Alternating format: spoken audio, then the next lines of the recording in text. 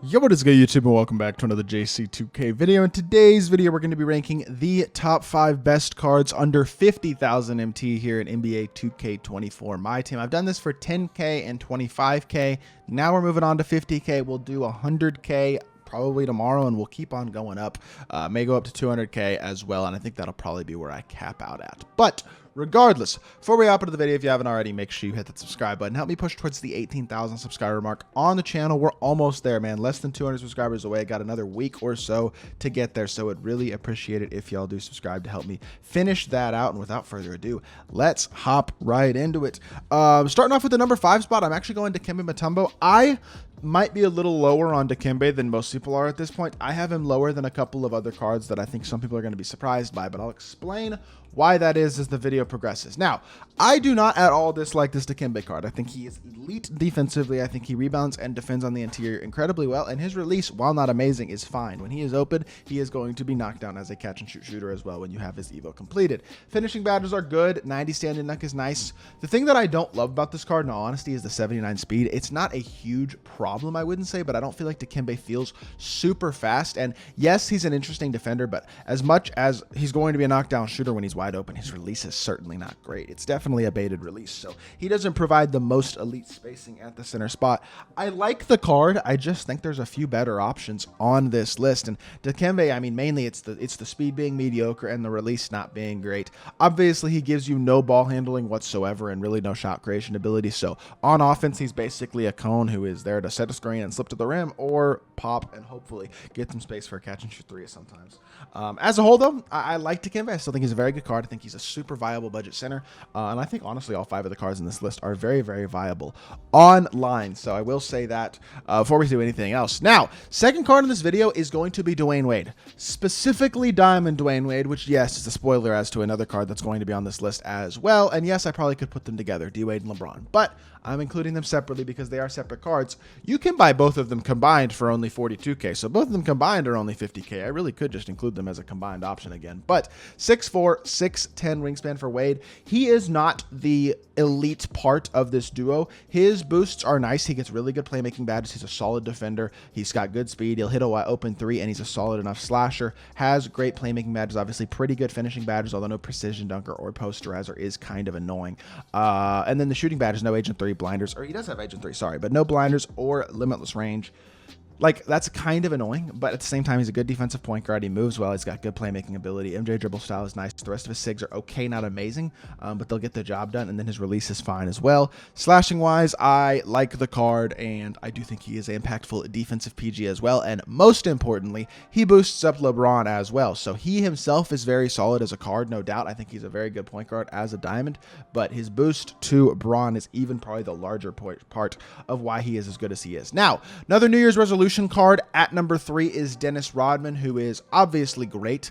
I think people all know this Rodman card is a very, very good option at the small forward position, because especially on the defensive end of the court. He's 6'7", but he's got a 7'3" wingspan, very wide, bulky player build, has Hoff, anchor, clamps, pogo stick, box up east, post lockdown, rebound chaser, workhorse. He's got most of the other badges you need to as a lock, although you definitely want to add pick dodger on him, and he doesn't have 94 feet at all. His playmaking isn't great, but an 86 ball handle with gold blow by and his physicality, especially the 90 strength and all that type of stuff, can lead to some mismatches for sure as a playmaker. He is a nice slasher with a 95 standing and 85 driving dunk, pretty good finishing badges, and shooting wise, he's legitimately very, very good. Hoff catch and shoot, corner specialist, slippery off ball, gold Agent 3, blinders, claymore, deadeye, green machine guard up, limitless range, spot finder, silver open. Looks like he's not really missing anything when you look at the shooting, which is really, really nice. So yes, I'm fully aware that his release is not amazing, but he's a fast wing who is going to have great shooting stats and badges, defends his absolute butt off on the perimeter and the interior, and is also very athletic. I think Rodman has,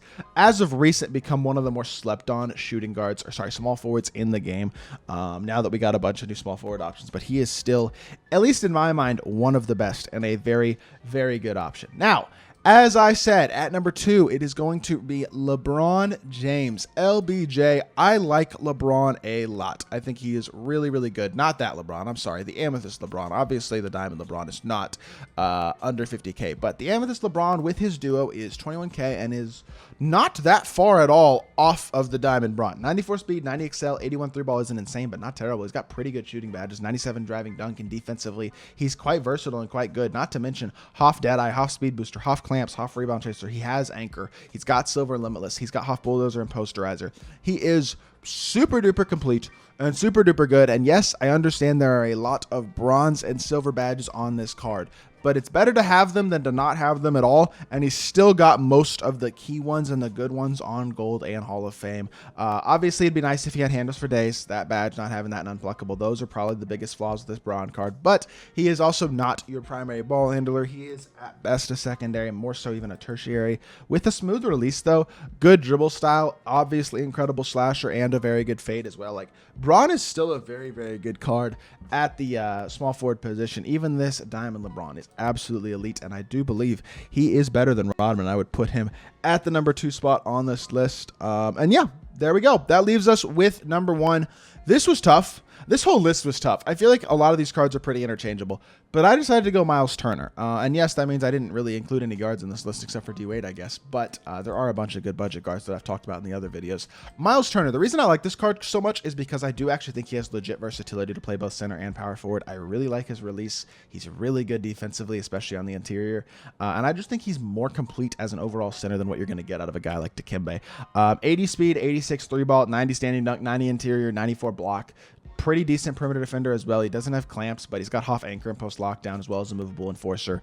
Also has gold brick wall, interceptor, pogo stick, rebound chaser. Shooting badges like catch and shoot, claymore, corner specialist, screen machine, guard up. Finishing badges are obviously very solid as well. He's got gold back down, bulldozer, dream shake, drop stepper, masher, posterizer, post spin, precision dunker, rise up. All the key interior badges, which is really, really nice. So I understand he's not the biggest center in the world at only, I guess, quote unquote, only 6'11", but I love his release. I feel like height is a little less important than it's been this year. And yes, he's not much of a playmaker at all, but a fast release on a stretch big who's also an elite interior defender and has pretty solid athletic ability as well. That's kind of what you're looking for at the center spot regardless right now. Like that's how I would describe David Robinson as well. Joel Embiid. Like I think Myles Turner may not quite be D-Rob and Joel Embiid level, but he's a really, really good budget big. And I think he's honestly a card that's being slept on a lot. I'm surprised how little I've seen people talk about and also using this card. I think he is definitely one of the very best budget cards in the game. So I don't totally understand that. But with that being said, that is my list. Let me know what y'all think of my list in the comment section down below. If you agree, disagree, if there's any cards you think should have cracked this top 5 that didn't, feel free to let me know. And if you did enjoy the video, make sure you hit that like button, leave a comment, and subscribe. I'll be back with more 2K content very, very soon. I appreciate y'all. Peace.